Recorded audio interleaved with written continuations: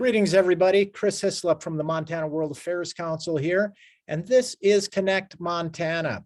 This is where we connect with Montanans across the state and around the world on issues of international import and what is more important than international education in our schools and across Montana.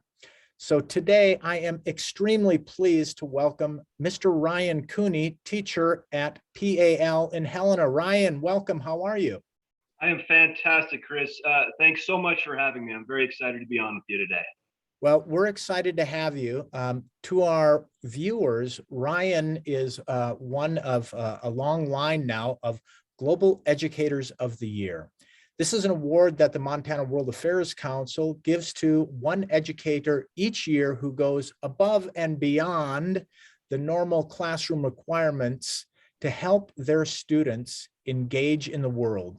And I can tell you all that I've known Ryan for several years now, and he's a teacher of some renown who has really engaged his kids in an entire world of current events and culture and history and just about everything. I had the pleasure of meeting Ryan 2 years ago before the pandemic and spent some time in his classroom and was hugely impressed with him and his students, and we have him today. So Ryan, it's, congratulations, first of all, a well-deserved honor. We are extremely pleased that you were, the committee chose you, and I don't think it could be a more deserving teacher.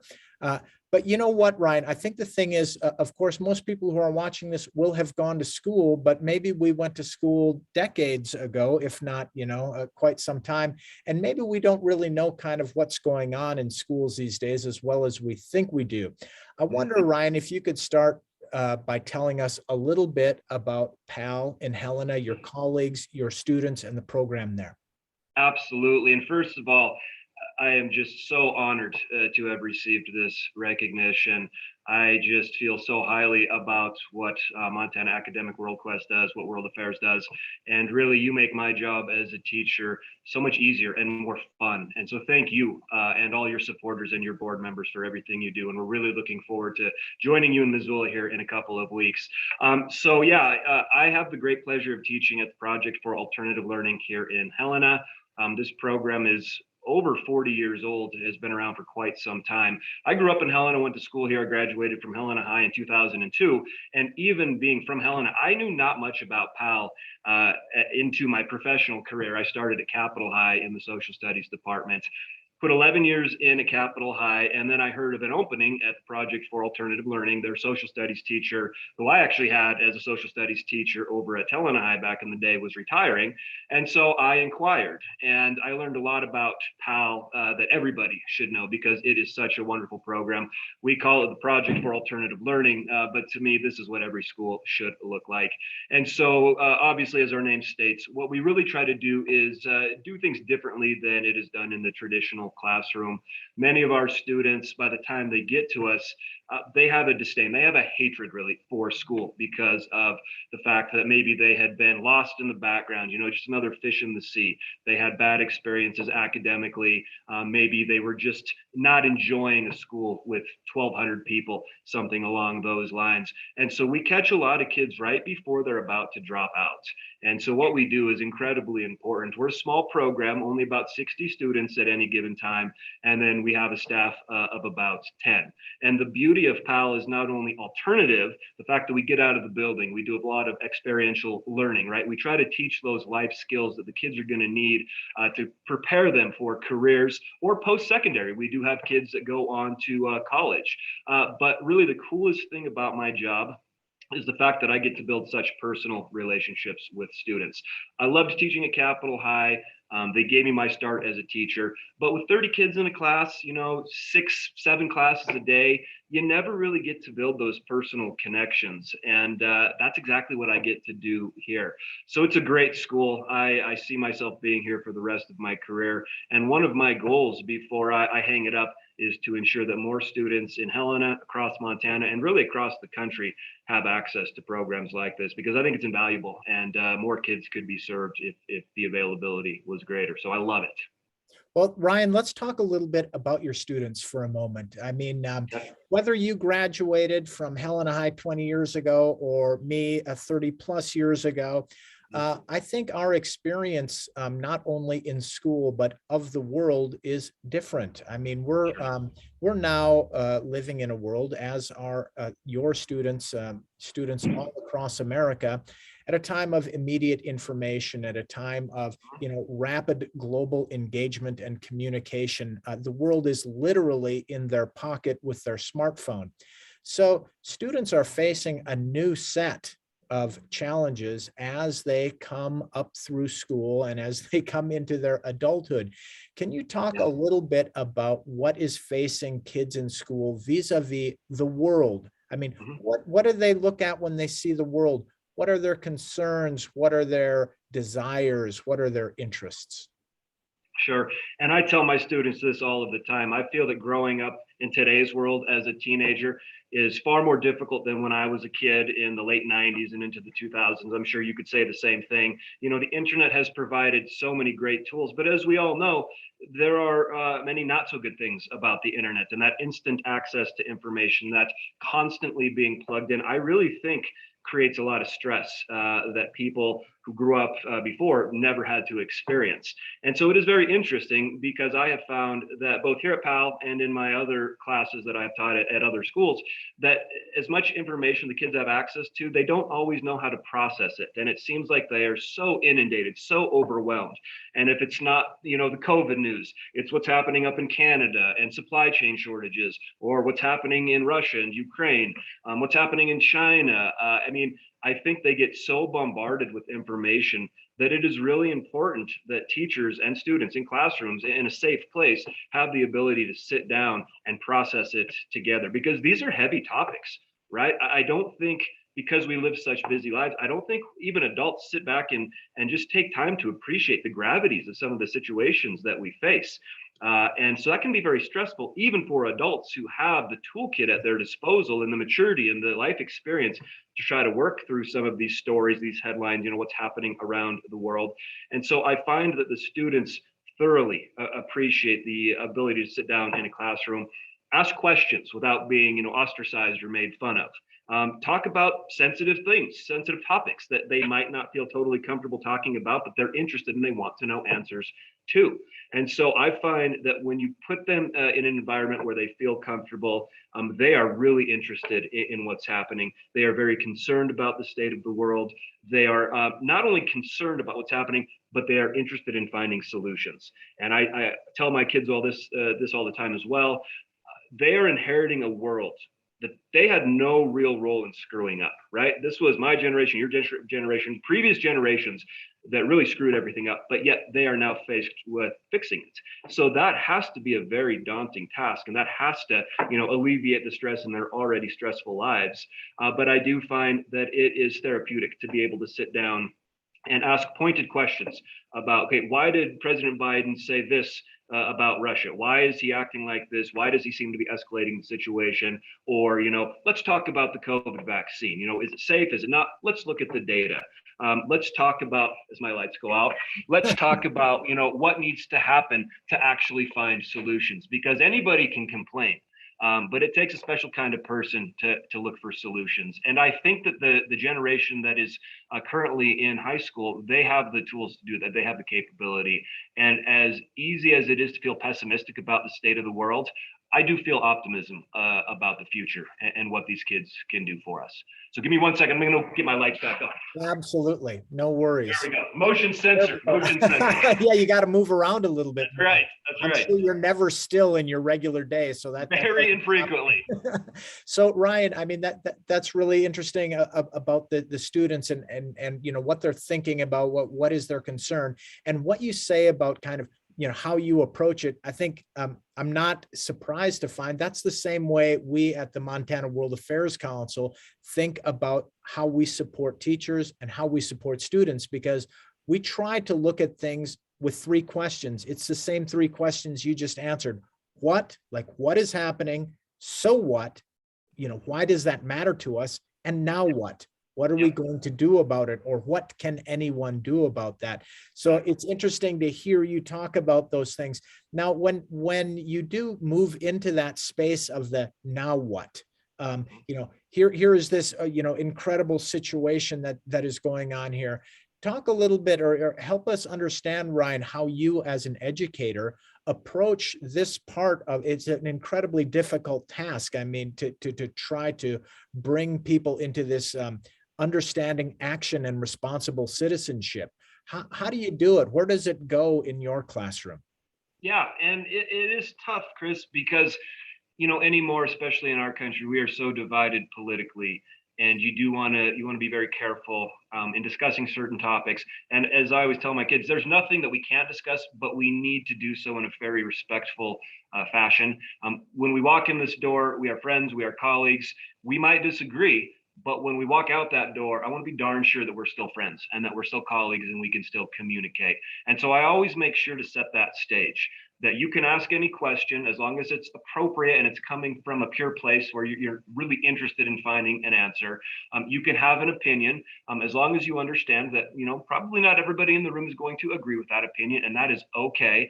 And that really our goal is to get all of the information out there on the table, to use some of the tools like the internet to help us understand better.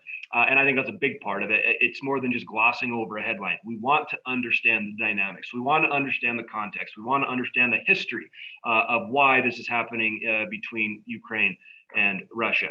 And so when we're considering the now what, I think really what we try to do is we brainstorm, right? And so it might be a little chaotic at first. It's not going to be pretty. You might liken it to making sausage or hot dogs. You're not going to like what you see at first.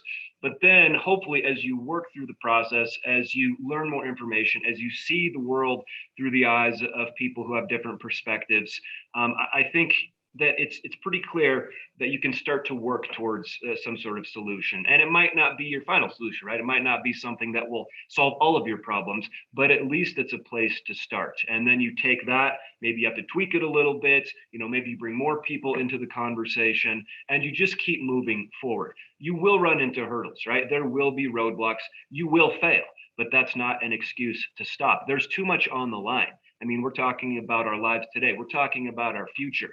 We're talking about making sure that the world is a place that people can inhabit 100, 200, 300 years from now.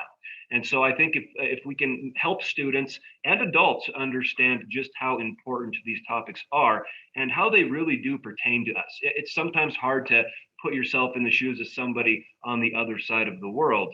But if you can have that empathy and really truly understand what somebody else is going through, I think it makes the world a smaller place, which can be a bad and a good thing. But at that same time, it does allow us to work towards those sometimes elusive solutions. So it's really just about talking and making sure that everybody has a place at the table. Well, I think you really hit it on the head there, Ryan.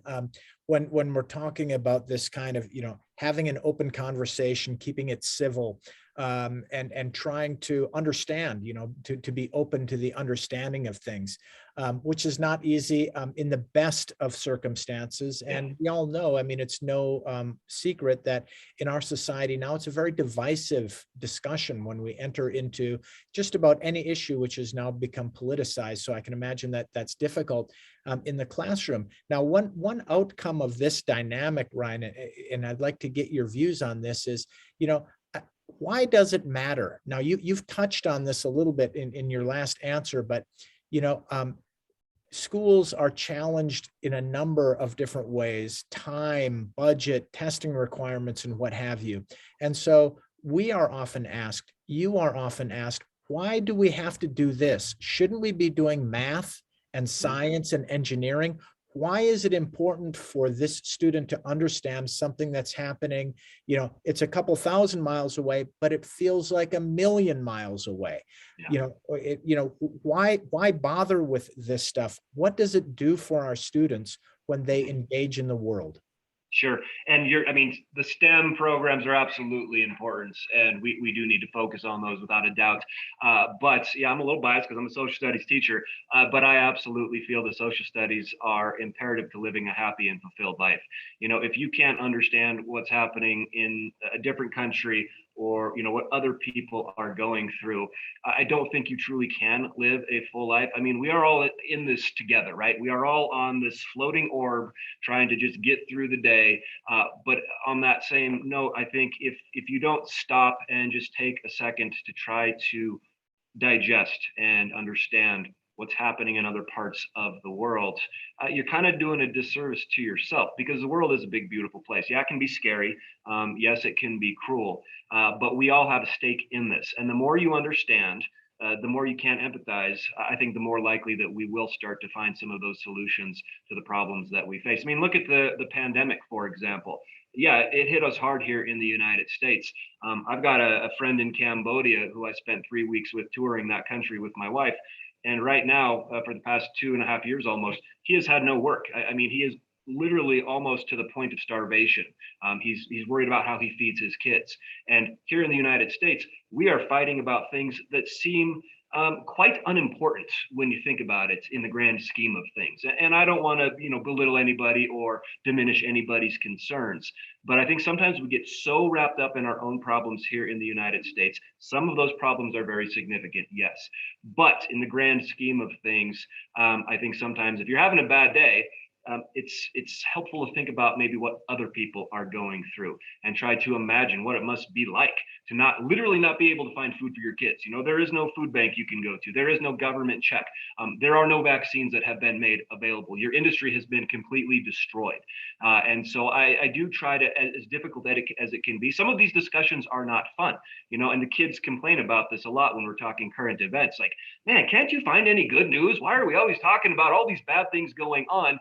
And unfortunately, that is the reality. But I do think that I would be doing a disservice if I glossed over the reality, or if I tried to sugarcoat everything.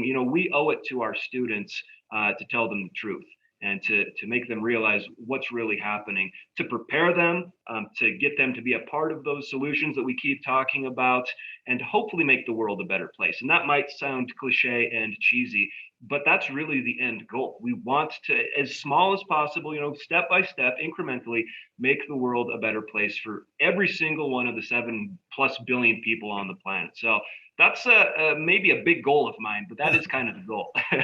That is a huge and honorable goal. And I'll tell you, Ryan, one of the best parts of my job is I get to meet great teachers like you all around the state who are committed to their students, who are motivated and interested in the world and bringing the world into their classroom. But teaching is not for the faint-hearted. It's difficult at the best of times. And what I do hear from teachers around the state is, there are budgetary obstacles.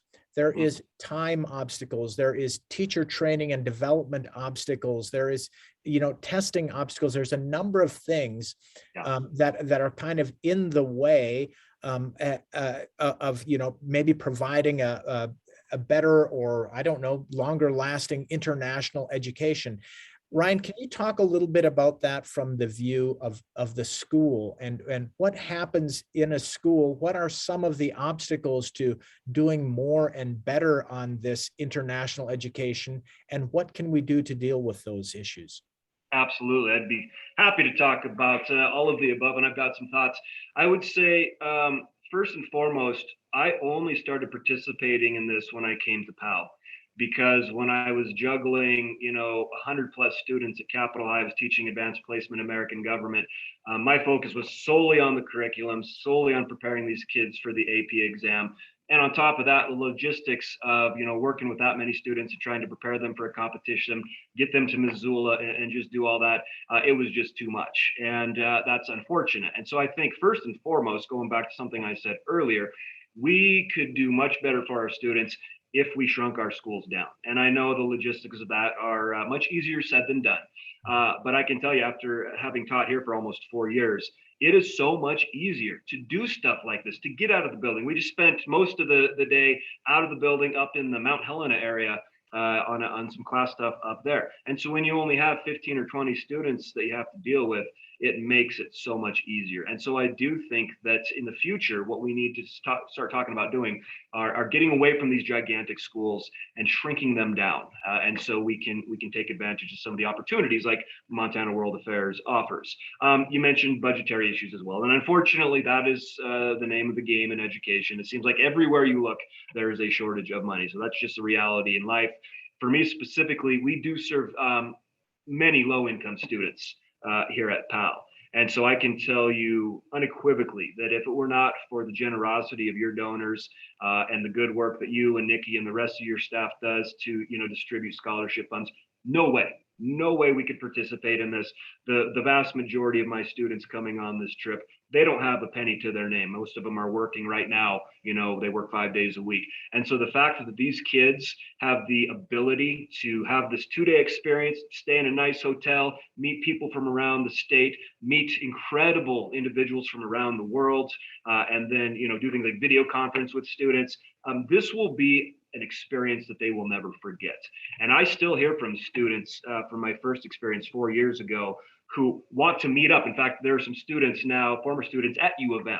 And so they want to try to connect while we are there and reminisce about the good old days when they got to participate in Academic World Quest.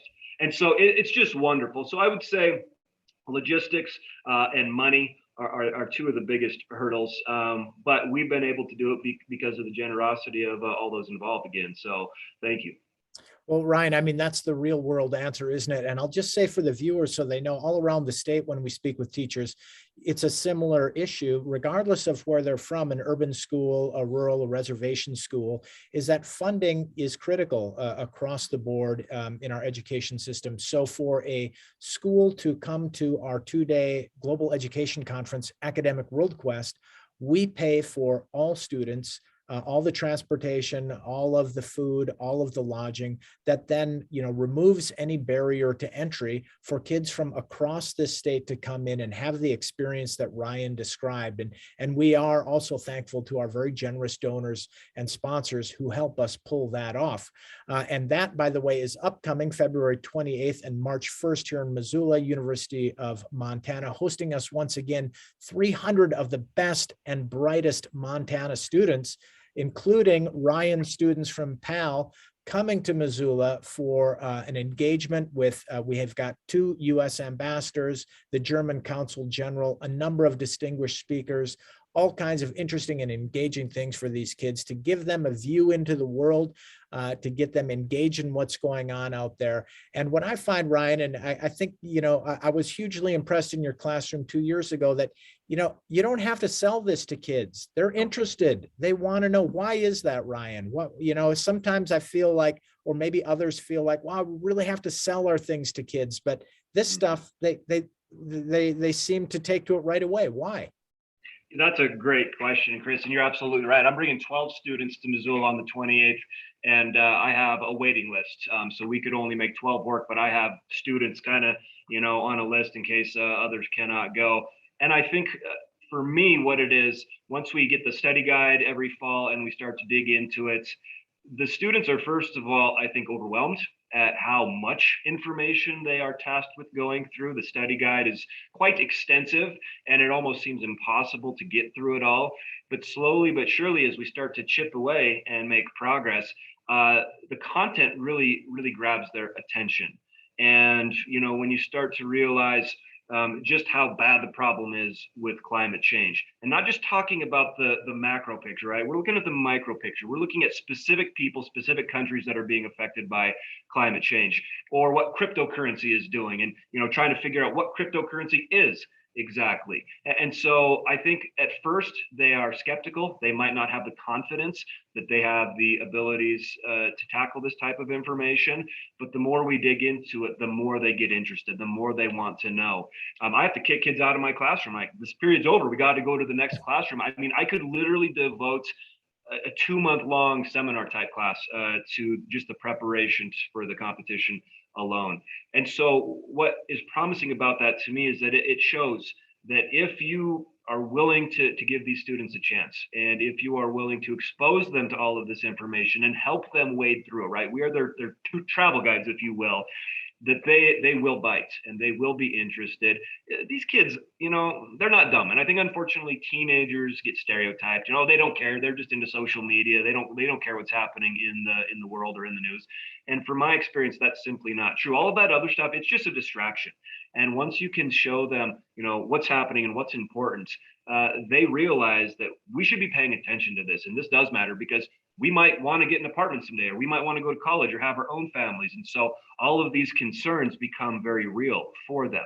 And as I've mentioned, it is stressful. And a lot of these kids, I think, go home and are overwhelmed, and they have tough conversations with their parents about what they learned in social studies today or what they heard in the news today, which makes me happy as well. The fact that these conversations at the dinner table outside of school can occur. And so, again, it's just all about showing the kids what's out there.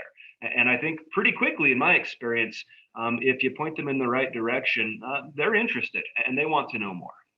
Well, I think, Ryan, myself and everybody who's watching owes a debt of gratitude to you and your colleagues all across Montana and across this nation who bring the world into their classrooms, because it is your students who are going to be the future leaders of the community, of the state, of the nation, who need to have some understanding of the network and what happens outside of our own families, towns, communities, and what have you, in order to really understand more fully what happens in the world. So I just on behalf of the Montana World Affairs Council and all of our members, Ryan, congratulations once again. You're incredibly deserving educator amongst a huge group of very, very deserving teachers around Montana. So thank you very much for coming on today. I would like to very quickly thank a few other people. First and foremost is Doctors Edwin and Janet House. Doctors House are the sponsors for the Global Educator of the Year. And so every year they provide support to our council so that we can honor a deserving teacher in Montana, like Ryan Cooney, who really bring the world into their classroom. So to Edwin and Janet House, thank you very much. I'd also like to thank our sponsors at the Dennis and Phyllis Washington Foundation, Allegiance, and Stockman Bank, who help us bring this and many more programs to you and communities across Montana. So Ryan, I am looking forward to seeing you and your students 28th of February in Missoula for Academic World Quest 2022. Thank you once again for coming onto the show. Thank you so much. And all the great work you do, it's going to reap dividends. We are going to see kids in the future, like you said, fix all of these problems. So thank you so much. Thank you, Ryan. Everybody, thanks for watching. Be well. See you soon. Bye-bye.